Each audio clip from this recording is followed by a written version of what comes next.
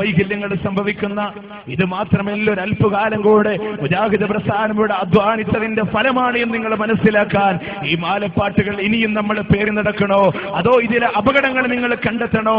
ഒന്നുകൂടെ ആലോചിച്ചുകൂടെ?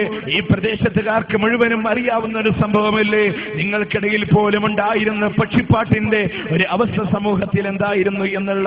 ഇത് ഷിയാ സ്വാധീനങ്ങൾ കടന്നു വന്നിട്ട് ഇന്നത് വേണ്ട എന്ന് പറഞ്ഞ് തള്ളിക്കളയുമ്പോ ഇതുപോലെ പലതും ഇനി സമൂഹം മനസ്സിലാക്കാനുണ്ട്.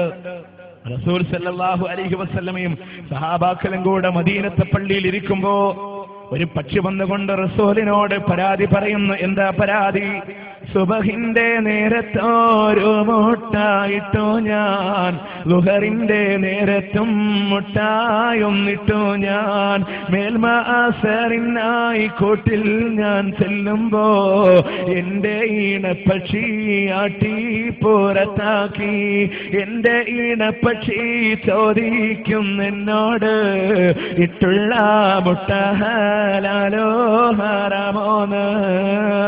നബിയെ, സുബഹിന്റെ നേരത്ത് ഞാനൊരു മുട്ടയിട്ടു, അസറിന്റെ നേരത്തും ഞാനൊരു മുട്ടയിട്ടു, ളുഹറിന്റെ നേരത്ത് മുട്ടയിട്ടു, അസറിന്റെ നേരത്ത് മുട്ടയിടാൻ വേണ്ടി ഞാൻ എന്റെ കൂട്ടിലേക്ക് ചെല്ലുമ്പോ 40 കൊല്ലക്കാലം എന്നോട് കൂടെ ഇണങ്ങി പുറത്തിരുന്ന് അക്ബർ സദഖ എന്ന് പറയുന്ന ആൺപക്ഷി എന്നെ ആട്ടിപ്പുറത്താക്കി. നബിയേ, പ്രവാചകൻ സല്ലല്ലാഹു അലൈഹി വസല്ലമ അങ്ങ് തൂരി സീനാ പർവ്വതത്തിന്റെ മുകളിൽ ഇരിക്കുന്ന അക്ബർ സദഖ എന്ന് പറയുന്ന ആൺപക്ഷിയുടെ അടുക്കലേക്ക് ബിലാൽ റളിയല്ലാഹു അൻഹുവിനെ പറഞ്ഞേക്കുമ്പോ ആ പക്ഷി ബിലാൽ റളിയല്ലാഹു അൻഹുവിനെ പരിഹസിച്ചുകൊണ്ട് തള്ളിവിടുകയാ. റസൂലിനെ ഞാൻ അറിയില്ല എന്ന് പറയുന്നു.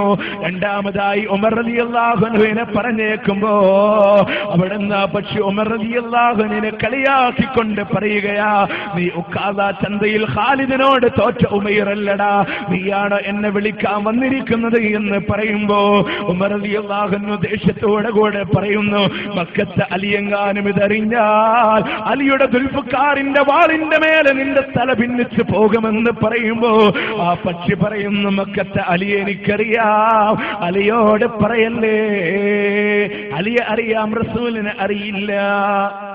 ജീവിത ഷിയാ സ്വാധീനങ്ങൾ ഒരുപാട് പേറിക്കൊണ്ട് നടക്കുന്ന അവസ്ഥയുണ്ടായില്ലേ? ഇതുപോലെ മനസ്സിലാക്കി പിന്മാറാനാണ്.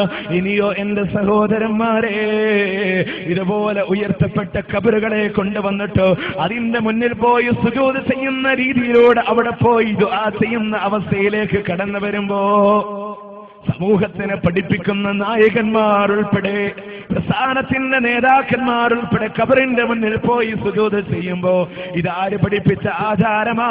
റസൂലിന്റെ ഖബർ സിയാറത്ത് പഠിപ്പിച്ചത്.